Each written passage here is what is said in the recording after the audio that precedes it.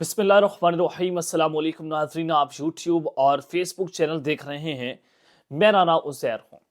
ناظرین، ایک جانب مولانا فضل الرحمان نے 7 دسمبر کی ڈیڈ لائن دی ہوئی تھی کہ اگر مدارس بل کے حوالے سے کوئی پیش رفت نہیں ہوتی 7 دسمبر تک تو 8 دسمبر کو پشاور میں مولانا فضل الرحمان اپنے اگلے لائحہ عمل کا اعلان کریں گے۔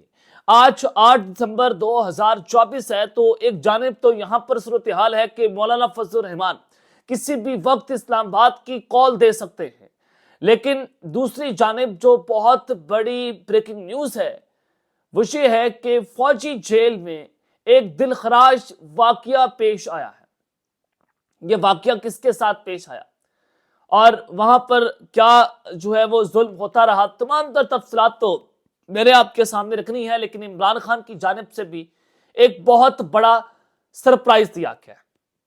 عمران خان صاحب کیا کرنے چاہ رہے ہیں، جس کے بعد حکومت کے اس وقت پسینے چھوٹے ہوئے ہیں، اس وقت حکومت کی ٹانگیں کانپ رہی ہیں، اس وقت حکومت وہ ظلم اور بربریت پر اتر آئی ہے، لیکن ان کو سمجھ نہیں آ رہی کہ ان کے ساتھ ہو کیا رہا ہے۔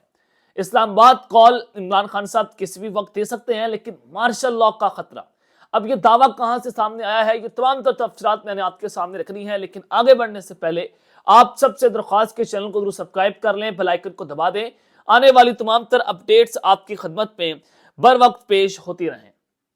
ناظرین، سب سے پہلے میں آپ کو ایک خبر دینا چاہتا ہوں۔ فیصل واڈا جو جناب طاقتوروں کے ترجمان ہیں، اور آپ سب بہتر طور پر جانتے ہیں کہ فیصل واڈا کہاں سے بولتے ہیں، کس کے کہنے پر بولتے ہیں، تو فیصل واڈا صاحب نے آج پاکستان تحریک انصاف کے اندر جو چھپے چہرے ہیں، جو اسٹیبلشمنٹ کے کہنے پر اپنی بات کرتے ہیں، جو ان کے ٹاؤٹ بنے ہوئے ہیں، ان کے نام بتا دیے۔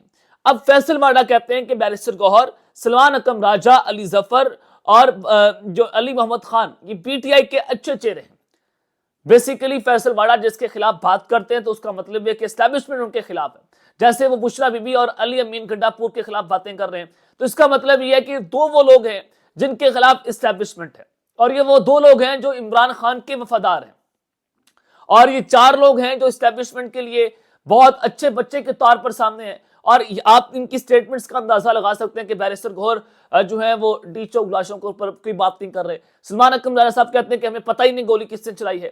علی محمد خان صاحب کھل کر عمران خان اور بشرا بی بی کے خلاف اختلافات کر رہے ہیں، پارٹی کے اجلاس کے اندر بیٹھ کر ان کی آڈیو لیک سامنے آ رہی ہیں۔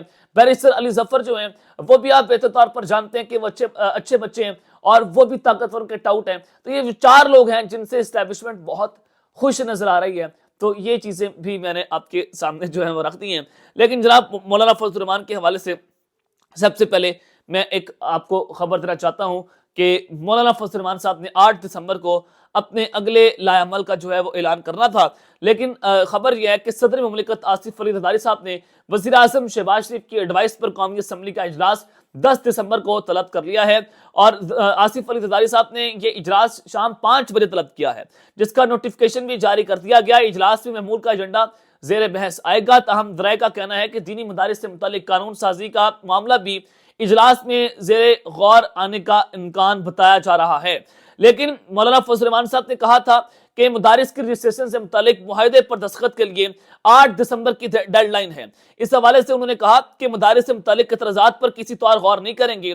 26ویں ترمیم کے مسودے میں اس پر اعتراضات نہیں اٹھائے گئے تو اب اعتراض کرنا بدنیتی ہے کہ جب آپ ہم سے 26ویں آئینی ترمیم کروا رہے تھے تو آپ نے ہمارے اس مسودے کے اوپر اعتراض نہیں اٹھایا تھا، اب آپ یہ اعتراض اٹھا رہے ہیں کہ جو جناب مدارس ہیں یہ تو وفاق کے انڈر نہیں آتے، اسلام آباد کی حد تک تو ٹھیک ہے، ہم وہاں پر آپ کا یہ معاملہ کر دیتے ہیں، لیکن جو باقی صوبے ہیں وہ اس کو الگ الگ دیکھیں گے۔ اور پھر یہ معاہدہ پاکستان تحریک انصاف کے دور میں ہوا، یہ جیو نیوز کے اوپر آپ باقاعدہ طور پر یہ خبریں چلا رہے ہیں، مولانا طاہر اچوی کے بیانات چلا رہے ہیں، آپ جناب اس وقت وزیر تعلیم کے بیانات چلا رہے ہیں شفقت محمود کے، تو اس سے نظر آتا ہے کہ جب آپ 26ویں ترمیم کروا رہے تھے اس وقت آپ کو کوئی اعتراض نظر نہیں تھا، اس وقت آپ نے کہا تھا کہ 26ویں ترمیم کو ووٹ دے دیں، ہم آپ کا یہ کام کر دیں گے۔ مولانا فضل الرحمان صاحب نے ووٹ اس کو کاسٹ کر دیا 26ویں ترمیم کو۔ اب یہاں سے بھی آپ کو نظر آتا ہے کہ مولانا فضل الرحمان نے وہ گیو اینڈ ٹیک کیا کہ ہم یہ لیں گے آپ یہ لے لیں۔ یہ سارا کچھ ہوا. اب مولانا فضل الرحمان ہمیشہ کی طرح جیسے پی ڈی ایم کے دور کے اندر یہ ٹریپ ہوں گے کہ ان کو صدر جو ہے وہ کہا گیا کہ آپ کو صدر پاکستان بنا دیں گے. زرداری صاحب جو ہے وہ صدر بن کر بیٹھ کے اب مولانا فضل الرحمان کو کہا گیا تھا کہ جناب ہم آپ کا مدارس کا بل جو ہے وہ پاس کروا دیں گے. اب دوبارہ سے ان کو ٹریپ کر لیا گیا ہے. صرف جو مفادات کی جنگ ہے یہاں پر مولانا فضل الرحمان صاحب کے سامنے ہے کہ جناب یہ کوئی ملک کی خاطر نہیں کر رہے, یہ مفادات کی جنگ ہے. میں آپ کو اگر کھل کر بتاؤں, لیکن یہاں پر معاملہ یہ ہے کہ مولانا فضل الرحمان صاحب جو ہیں وہ اسلام آباد کی کال دے سکتے ہیں. آج دیں, 10 دسمبر کا انتظار کریں, اور اگر ان کے ساتھ دوبارہ یہ معاملہ پیش آتا ہے تو اسٹیبلشمنٹ بھی چاہتی ہے کہ مولانا فضل الرحمان جو ہیں وہ اپنی کال دھرنا لے کر اسلام آباد آ جائیں. اور ادھر سے عمران خان صاحب کا سرپرائز یہ ہے کہ عمران خان صاحب جو ہیں انہوں نے 13 دسمبر کو پشاور میں جو شہداء کو خراج عقیدت پیش کرنے کے لیے ایک جلسے کا اجتماع کرنے کا اعلان کیا ہوا ہے. تو اس میں تمام اپوزیشن کو جو ہے وہ جناب دعوت دی گئی ہے. گرینڈ الائنس بنانے کی ہدایت عمران خان نے کر دی ہے. 5 رکنی مذاکراتی کمیٹی بنا دی ہے. مولانا فضل الرحمان, شاہد خاقان عباسی, محمود خان اچکزئی, سب کے ساتھ رابطے کیے جائیں گے, پیر پگاڑا سے رابطے کیے جائیں گے اور ان کو وہاں پر بلایا جائے گا. اور پھر عمران خان صاحب نے کہا کہ 14 دسمبر سے سول نافرمانی کی تحریک جو ہے وہ شروع کر دی جائے گی. یہ پوائنٹ بہت امپورٹنٹ ہے کہ عمران خان صاحب سرپرائز تو دینے جا رہے ہیں کہ سول نافرمانی کی تحریک, جس کے بعد فورن ایمیٹنسز پاکستان نہیں آئیں گی, بائیکاٹ کیا جا رہا ہے مخصوص جو ہے وہ جناب چیزوں کا. اور پھر آپ یہ بھی دیکھیں کہ جب آپ کچھ چیزیں خریدیں گے نہیں, آپ مارکیٹ میں نہیں جائیں گے, آپ اپنے بجلی کے بل ادا نہیں کریں گے, گیس کے بل ادا نہیں کریں گے, انٹرنیٹ کے بل ادا نہیں کریں گے, تو پھر پاکستان کی معیشت کو بہت گہرا نقصان پہنچے گا, اربوں خربوں کا نقصان پہنچے گا. تو اس سے جناب مارشل لاء کا خطرہ پیدا ہو سکتا ہے. ظاہر ہے جب معیشت نہیں ہوگی تو اس کو ٹیک اوور کرنے کے لیے فوج کو سامنے آنا پڑے گا. جیسے آپ نے دیکھا کہ 26 نومبر کی صورتحال کو ٹیک اوور کرنے کے لیے آرٹیکل 245 لگایا گیا اور پھر گولیاں بھی چلی گئی, وہاں پر لوگوں کو شہید بھی کیا گیا. اس سے پہلے بھی آپ نے دیکھا کہ ملک کی جو ہمارا ماضی ہے وہ کیا بتاتا ہے کہ جب ملک ڈاما ڈول ہوا, ملک کے اندر مارشل لاء جو ہے وہ لگا دیے گئے تھے اور فوج جو ہے وہ ملک میں ٹیک اوور کر لیتی تھی. تو ایک جانب تو جناب یہ صورتحال ہے کہ اسلام آباد کال مولانا فضل الرحمان اور پاکستان تحریک انصاف یا عمران خان کی کال جو ہے ایک برابر ہو سکتی ہے. دونوں ایک پلیٹ فارم پر اکٹھے ہو کر جناب وہ اپنا ایک دھرنا, اپنا ایک احتجاج اسلام آباد کے اندر کر سکتے ہیں. یہ اگر ایک صورتحال بنتی ہوئی چلی جا رہی ہے اور حکومت کے اس وجہ سے پسینے چھوٹے ہوں. اب ظاہر ہے شہباز شریف جو ہیں ان سے استعفیٰ تو لینا ہے. شہباز شریف کی قربانی کا فیصلہ ہو چکا ہے, قومی حکومت کی بات ہو رہی ہے. مولانا بلاول بھٹو کو وزیر اعظم بنانا ہے. عمران خان کو کہا جا رہا ہے کہ آپ اس قومی حکومت کو تسلیم کر لیں. عمران خان اس کو ماننے کو تیار نہیں. اب اسی وجہ سے فیصل واڈا کہتے ہیں کہ 14 دسمبر سے پہلے جناب جنرل فیض حمید کیس کا فیصلہ آ جائے گا اور عمران خان بھی ملٹری کورٹ کے اندر چلے جائیں گے. اب یہاں پر عطا تارڑ کی چیخیں میں آپ کو سنا دیتا ہوں کہ عطا تارڑ جو ہے انہوں نے وزیر اعظم عمران خان, سابق وزیر اعظم جو ہیں, ان پر طنز کرتے ہوئے کہا کہ تمہاری نافرمانی کی ایسی کی تیسی, جو مرضی کر لو تمہاری دال نہیں گلنی, ملک میں انتشار نہیں ہوگا, جہاں بھی ہوگا ہم اس کے سامنے کھڑے ہوں گے. اور انہوں نے کہا کہ وہ جناب کرسمس کی خوشیاں منا رہے تھے, ان سے انہوں نے خطاب کیا کرسمس برادری سے, اور پھر انہوں نے کہا کہ ملک پاکستان اللہ تعالیٰ کی بہت بڑی نعمت ہے, ہم نے اس کی حفاظت کرنی ہے.